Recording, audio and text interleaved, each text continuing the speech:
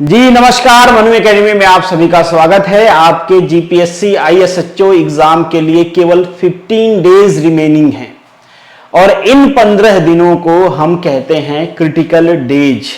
ये वही critical days हैं जब डॉक्टर आपसे कहता है भैया बस थोड़ा लेट हो जाते ना तो यमराज दरवाजे पे खड़े थे, अगर वो एक बार हाथ पकड़ लेते तो हम छुड़ा नहीं पाते, अच्छा हुआ आप जल्दी आ गए। तो बस ये आपके वही क्रिटिकल डेज हैं। अगर आपने इसको सही से यूटिलाइज किया तो आप एवरेज से टॉपर बन सकते हैं, और ये मजाक में नहीं कह रहा हूं, सीरियसली कह रहा हूं। अगर आपने इसको सही से यूटिलाइज नहीं किया और आज के एग्जाम के हिसाब से आप टॉपर हो तो इन 15 दिनों में आप एवरेज आ सकते हो। और भरोसा रखिए, एवरेज वालों का सिलेक्शन नहीं होता है, जो एवरेज लाइन में है वो सिलेक्टेड नहीं होता है। तो अब आपको रीशेड्यूल करना है। मैं एक वर्ड यूज कर रहा हूं, शेड्यूल। बिना शेड्यूल के आप पढ़ रहे हो तो बस पढ़ ही रहे हो, शेड्यूल के साथ पढ़ रहे हो तो एप्रिसिएबल है। और अब आपको शेड्यूल को रीशेड्यूल करना है। और शेड्यूल इसलिए जरूरी है ना यार कि जब हम कोई काम शेड्यूल से करते हैं ना, सपोज करिए कि हमने 10 घंटे का शेड्यूल बनाया है और किसी दिन अगर हम 5 से 6 घंटे पढ़ते हैं ना तो हमारा एक दिमाग निकल के हम ही को कोसता है कि वे गरीब आदमी, तूने 6 घंटे या 5 घंटे या 4 घंटे आज के खराब किए हैं। हमें गिल्ट वाली फीलिंग आती है कि आज का जो हमारा टारगेट है वो अचीव नहीं हो पाया, और ये गिल्ट वाली फीलिंग आनी चाहिए। आ रही है तो सही ट्रैक पे हो, और नहीं आ रही है तो फिर भगवान ही मालिक हैं। तो बस शेड्यूल बनाया हुआ है तो अब उसको रीशेड्यूल करने का टाइम आ गया है। रीशेड्यूल कैसे करना है उसका हम डिस्कशन कर रहे हैं। उससे पहले आपको एक सजेशन है, या इसको रिक्वेस्ट भी ले सकते हो आप, कि अभी ये 15 दिनों में आपको केवल 3 काम करने हैं जो मैं आपको बता रहा हूं, इसके अलावा कुछ भी नहीं करना है। मतलब ये 3 काम है। पहला, प्रेफरेंस के हिसाब से बता रहा हूं, पहला पढ़ना, दूसरा सोना, और तीसरा खाना पीना और बाथरूम। इन तीनों कामों के अलावा और कुछ भी नहीं करना है। आप कहोगे अभी तक भी यही कर रहे थे, नहीं, बिल्कुल नहीं, माना ही नहीं जा सकता है। जो आप YouTube पे जाके कुछ 10 मिनट इधर दिमाग को रिफ्रेश करने में लगा देते हो, उधर का मोटिवेशन देने में लगा देते हो, उनसे बात करने में लगा देते हो कि उनके बिना तो हमारा दिन रात नहीं कटता है, तो कोई बात नहीं, आपको समझ में नहीं आ रहा है, एग्जाम के बाद पता चलेगा कि भैया आपका कट चुका है, अब उनके साथ भी नहीं कटेगा। तो बहुत सारे ऐसी चीजें होती हैं जो आप करते हो बस मानने को तैयार नहीं हो, तो आज के बाद वो सब नहीं करना है। एक क्वेश्चन और आता है कि भाई ऑनलाइन लेक्चर भी देखते हैं, उसके वजह से भी डिस्ट्रैक्शन होता है। कुछ टाइम लेक्चर देखे, इसके बाद निकल जाते हैं यूट्यूब में या फिर रील्स में। तो इसका तो एज सच कोई मतलब बहुत बड़ा सोल्यूशन नहीं है मेरे पास, आपको थोड़ा सेल्फ कंट्रोल रखना पड़ेगा। पर एक सजेशन मैं दे सकता हूं, कुछ टाइम के लिए ये जो सोशल मीडिया है जिनको अब कुछ टाइम के लिए डीएक्टिवेट कर सकते कर दीजिए। अगर नहीं कर सकते, मान लीजिए यूट्यूब है, हो सकता है आप वहां से कुछ लेक्चर देखते होंगे, तो भाई कुछ टाइम के लिए ना उसका ईमेल आईडी चेंज कर दीजिए, क्योंकि अभी आपने बहुत सारे फालतू कंटेंट देखे होंगे और उस ईमेल आईडी से लॉग इन रहोगे तो वो फालतू कंटेंट रिकमेंडेशन में आएंगे, और एक बार रिकमेंडेशन में दिख गया उसका पोस्टर, आप ओपन करोगे फिर घुस जाओगे, फिर अंदर कहां तक जाओगे आपको भी पता नहीं चलेगा।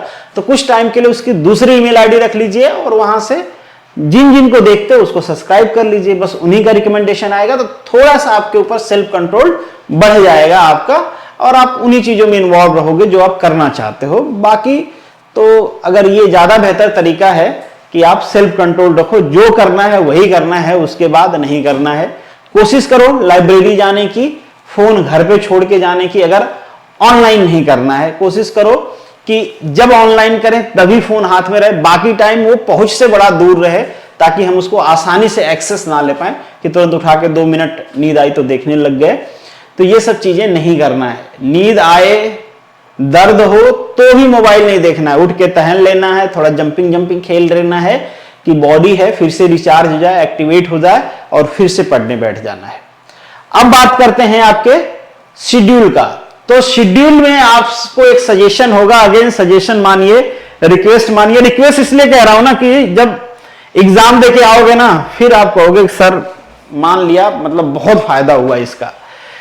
तो शेड्यूल जो आपका होगा उसमें मेरे हिसाब से जो मेरा सजेशन होगा आपका, उसमें 75% का जो टाइम है ये टाइम आपको देना है revision, practice, revision. Revision, practice, revision. Practice में यहां पे दो चीजें रख सकते हो। अगर आपने कोई टेस्ट सीरीज ज्वाइन कर रखा है तो टेस्ट सीरीज दीजिए प्रैक्टिस के लिए। प्रैक्टिस मतलब खुद को इवेल्युएट करना कि भाई हमारी औकात क्या है। ऐसा तो नहीं कि हम बस पढ़ रहे हैं और पढ़े जा रहे हैं, मतलब उस पहलवान की तरह जिसके बराबरी का कोई अखाड़े में नहीं और खुद ही उछल रहा है कि हम ही जीत रहे हैं। और जब एक बराबरी का आता है तो फिर माँ बाप दोनों साथ याद आते हैं कि भगवान ऐसा भी होता है क्या, पता ही नहीं चला था। तो इवेल्युएशन बहुत जरूरी है ताकि आप खुद ही ना उछलो, इवेल्युएट कर पाओ कि भाई जो आपके कंपटीटर हैं, क्योंकि ये कॉम्पिटिटिव एग्जाम है, एब्सोल्यूट आप हो नहीं, तो जो आपके कंपटीटर हैं क्या आप उनसे कंपीट कर पा रहे हो, तो इसके लिए प्रैक्टिस जरूरी है। प्रैक्टिस में दो चीजें होगी, मैंने जैसे कहा कि टेस्ट सीरीज ले रखा है आपने तो well and good, test series दीजिए। बहुत सारे लोग टेस्ट सीरीज से भागते हैं। भागने का मतलब उनका एक फियर होता है अंदर कि अगर भाई मेरा टेस्ट सीरीज में कम नंबर आया तो मैं फ्रस्ट्रेट हो जाऊंगा। भाई यहां तो केवल फ्रस्ट्रेट हो गए, सिलेक्शन नहीं होगा ना, तो एक अपॉर्चुनिटी मिस हो जाएगी और फिर कब मिलेगी इसका कोई भरोसा नहीं है कि दोबारा कब वैकेंसी आएगी। तो उससे बेहतर है कि यहां पे थोड़ा डर जाओ, मार्क्स कम आएगा, थोड़ा ज्यादा मेहनत करोगे, थोड़ा फ्रस्ट्रेट होगे, 5-10 मिनट बाद ठीक हो जाओगे, फिर से जोश के साथ फिर से स्टार्ट कर सकते हो। पर ये इससे भागना कि मैं टेस्ट नहीं दूंगा यार नंबर कम आ जाता है, या फिर अपनी गलतियों से भागने के लिए उसको गाली दे दे कि अब बेकार टेस्ट बनाता है यार, उसके टेस्ट में तो मेरे पूरे आते थे, इसी में कम आते हैं। तो मतलब दोस्त तो दे सकते हो, तब तक दे सकते हो जब तक एग्जाम में अपीयर नहीं हो, रिजल्ट नहीं आया है, तब तक किसी को भी दोस्त दे लो। इसके बाद तो सच्चाई सामने आनी है और उसको फेस करना है, उससे तो भाग ही नहीं सकते हो आप, कैसे भागोगे। ठीक है, तो रिजल्ट तो आना ही है, एग्जाम में बैठना ही है आपको, या तो फिर सरेंडर कर दो कि प्रभु आज के बाद पढ़ाई लिखाई बंद, कुछ और करेंगे, वो कर लेना। तो टेस्ट भागना नहीं है, देना है, जो गलतियां हैं उसको सुधारना है। और अपने टेस्ट सीरीज की मैं बात बताऊं कि हमने नीचे सोल्यूशन भी दे रखा है। बहुत सारे बच्चे रिपोर्ट करते हैं, आपसे रिक्वेस्ट है कि नीचे सोल्यूशन भी रीड आउट किया करिए। हर क्वेश्चन के सोल्यूशन दिए गए हैं, सोल्यूशन से कुछ एडिशनल भी दिया गया है, आप उसको भी पढ़िए, वो भी आपके काम की चीज है, एग्जाम में उसका भी फायदा होगा। या टेस्ट सीरीज आपने नहीं ले रखा है तो कोई बात नहीं, सेट्स आपके पास होंगे प्रीवियस ईयर के, या टेक्निकल के पढ़ रहे हो तो टेक्निकल के, नॉन टेक्निकल के पढ़ रहे हो तो नॉन टेक्निकल के सेट्स ले लीजिए प्रीवियस ईयर के और उनको सॉल्व करिए, देखिए कि आप कितना तक पहुंच पा रहे हैं। और फिर जो जो गलतियां हैं फिर वो टाइम रिवीजन में लगाइए, जो फॉर्मूले भूल रहे हैं उसको रिवीजन में लगाइए, जो फंडामेंटल भूल रहे हैं उसको रिवाइज करिए। इसीलिए मैं कह रहा हूं रिवाइज, प्रैक्टिस और रिवाइज। अब बहुत सारे लोगों का सवाल ये होगा कि भैया हमारा तो अभी पहला ही चल रहा है, खत्म ही नहीं हुआ सिलेबस, इसीलिए वो 25% मैंने दे रखा है कि अगर कुछ टॉपिक्स बचे हुए हैं तो आप उसको खत्म कर लीजिए। ठीक है, तो रिवीजन में भी प्रेफरेंसेस देने हैं आपको। कैसे प्रेफरेंसेस बनाने हैं, होप सो कि आप लोगों ने ये चीजें अब तक समझ ही लिया होगा कि एग्जाम की अपनी कुछ डिमांड होती है, कुछ टॉपिक्स होते हैं, वैसे कई बार एग्जाम रैंडम भी हो जाता है, पर एक्सट्रीम को छोड़ के हम चलें इन जनरल तो कुछ टॉपिक्स होते हैं जहां से क्वेश्चंस आते ही आते हैं, वो हमारे लिए अच्छा भी होता है। तो इसमें 2-3 चीजें मैं आपको बताऊंगा। यहाँ का 25% आप नई चीजें पढ़ने के लिए लगा सकते हो जिनको आपने छोड़ रखा है या लास्ट टाइम के लिए रख रखा है। ठीक है, अब रिवाइज कैसे करना है या नई चीज कैसे पढ़नी है, इसके लिए भी आपको एक प्लान करना है, एक प्रेफरेंस तैयार करना है। पहली चीज, जो हमको आता है, मतलब जिसपे हमारी कमांड अच्छी है, मतलब कमांड इज गुड। ठीक है, सी से कमांड हो गया, जी से गुड। तो जिस टॉपिक पे हमारी कमांड अच्छी है और अगर उस टॉपिक का वेटेज भी ज्यादा है, एग्जाम में वेटेज भी ज्यादा है, तो ये कहते हैं सोने पे सुहागा। इस टॉपिक को पहले रिवाइज करना है। क्या है भाई, कमांड भी अच्छी है, वेटेज भी ज्यादा है। दूसरा प्रेफरेंस देना है, ऐसा टॉपिक भी हो सकता है जिसपे हमारी कमांड खराब है, उतनी अच्छी कमांड नहीं है, पर भाई हम उससे इसलिए नहीं भाग सकते क्योंकि एग्जाम में उसका वेटेज ठीक ठाक है या अच्छा वेटेज है, तो उसको सेकंड प्रेफरेंस पे रखना है। कोशिश करना है कि अगर उसका पूरा टॉपिक नहीं कर सकते हैं तो कुछ कुछ तो जरूर करें। जरूरी नहीं होता है भाई कि हर टॉपिक से एकदम एक्स्ट्राऑर्डिनरी सवाल आएंगे, बहुत बार बहुत तुच्छ लेवल के सवाल आ जाते हैं और हमको लगता है कि यार एक बार बस देख लिया होता ना तो ये सवाल बन जाता। तो एटलीस्ट उतने लेवल की प्रिपरेशन तो होनी चाहिए कि अगर उससे बहुत तुच्छ लेवल के सवाल आते हैं तो उसको हम कर पाए। थर्ड प्रेफरेंस हमको उसको देनी है, आता है हमको, मतलब इस पे हमारी कमांड अच्छी है, पर इसका वेटेज बहुत ज्यादा नहीं है, एग्जाम में वेटेज लिमिटेड है, वो भी हमको थर्ड नंबर के प्रेफरेंस पे रख के उसका भी रिवीजन कर लेना है। और फोर्थ नंबर और लास्ट जो वेटेज है उसका, कि भाई एग्जाम पॉइंट ऑफ व्यू से भी बहुत ज्यादा इंपॉर्टेंट नहीं है और हमको आता भी नहीं है या हमने उसको पहले से नहीं पढ़ा हुआ है, तो रिवीजन में कैसे रखें।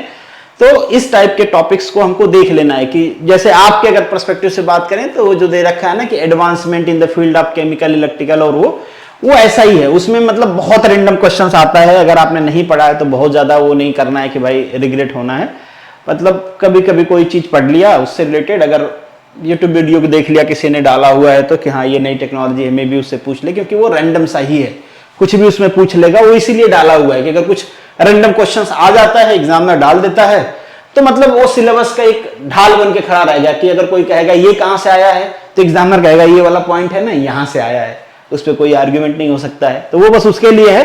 तो ऐसा कोई टॉपिक कि जो हमने भी नहीं पढ़ा है तो रिवीजन में कहां से रखें, मतलब हमारा भी वीक है और उसका वेटेज भी कम है, तो ऐसे को फोर्थ नंबर पे रख लेना है और बाकी रिवीजन करते रहना है।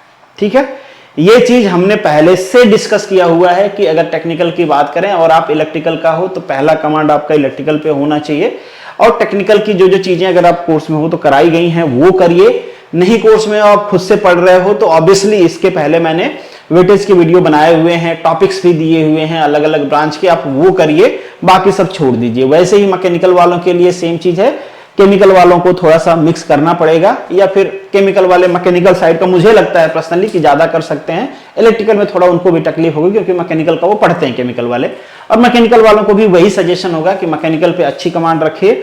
बाकी अगर इलेक्ट्रिकल में पेनिट्रेट कर पाते हो आप 50% तक तो वेल एंड गुड, अच्छा रहेगा।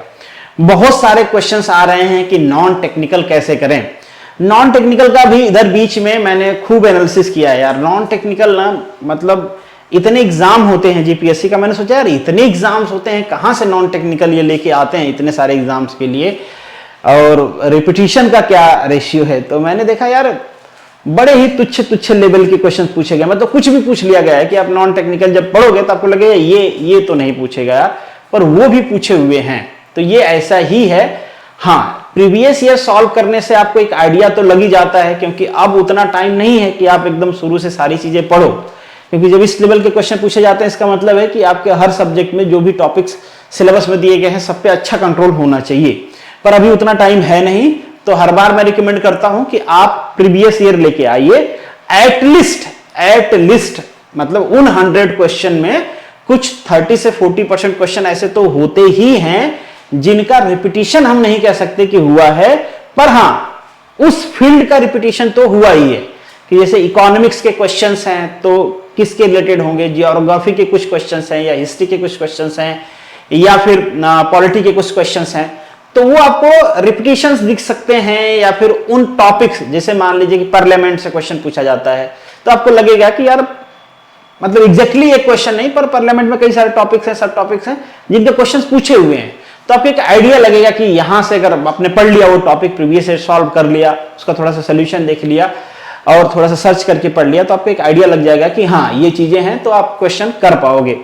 और अब इतना टाइम नहीं है कि अगर अभी तक आपने नहीं किया तो आप बहुत ज्यादा डीप में करिए। तो फिर से मेरा रिकमेंडेशन वही रहेगा कि आप उसके लिए बस फोकस करिए कि प्रीवियस ईयर जितना ज्यादा हो सके सॉल्व करें। ठीक है, और कई बार रिपीटेड क्वेश्चंस भी आते हैं, ऐसा नहीं कि रिपीटेड क्वेश्चंस नहीं आते हैं, बहुत बार रिपीटेड क्वेश्चन आते हैं। मैंने ऐसे क्वेश्चन देखे हैं कि जो अपर लेवल के एग्जाम्स होते हैं ना, उसमें जो ऑप्शन दे रखे हैं कि 1 2 3, फिर नीचे दे रखा है कि कौन कौन सा सही है, तो ए में दे देंगे 1 2 3 सही है, 2 3 सही है। इस टाइप के क्वेश्चन मैंने देखा है कि वो क्या करते हैं कि जब इस टाइप के क्वेश्चन मतलब ऐसे एग्जाम्स लेते हैं जो टेक्निकल होते हैं स्पेसिफिकली, तो उन्हीं क्वेश्चन को ब्रेक करके पूछ लेते हैं वो, कि मतलब अब जो 1 2 3 सही था उन सबको एक ऑप्शन बना देते हैं कि चलो मतलब जो 4 ऑप्शन थे पहले उसमें ढेर सारे मल्टीपल चूज करने थे, अब उसको ऑप्शन वाइज दे देते हैं कि चलो 4 ऑप्शन में केवल वो जो ऊपर दे रखा था मल्टीपल बनाने के लिए उसको केवल ऑप्शन में डाल दिया, तो स्ट्रेट फॉरवर्ड बन जाता है वो क्वेश्चन। तो इस टाइप के क्वेश्चंस पूछे जाते हैं। और एक चीज मैं और आपसे रिकमेंड करना चाहूंगा कि जो करंट अफेयर के क्वेश्चंस है ना,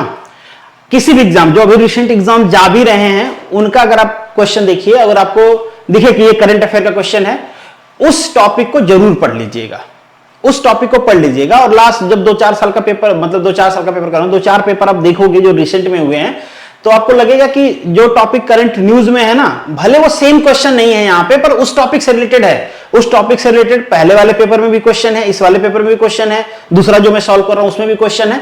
तो यहां से आपको एक आइडिया मिल जाएगा कि यार ये वाला टॉपिक फ्रिक्वेंटली पूछ रहा है, इसके बारे में थोड़ा मुझे पढ़ लेना चाहिए। अगर मेरे एग्जाम में सेम टू सेम नहीं आता है पर इस टॉपिक से रहता है तो मैं इसके बारे में पढ़ा रहूंगा तो आंसर कर पाऊंगा। तो इस तरीके से आप जीके को प्लान कर सकते हो। बाकी रिवीजन तो ऐसा मैंने कभी ये कहा नहीं कि जीके की आप इंडिविजुअल बुक पढ़ो, तो फिर रिवीजन का क्या ही मतलब बनता है। पर आपने जो शॉर्ट नोट्स अगर कोई बना रखे हैं स्टैटिक जीके के, तो जरूर उसको फॉलो कर लीजिएगा और प्रीवियस ईयर को साथ में करते रहिए। बाकी टेक्निकल का यही प्लान है। और एक्ट एंड रूल में तो मुझे पता है कि आप बहुत अच्छा स्कोर करने वाले हो।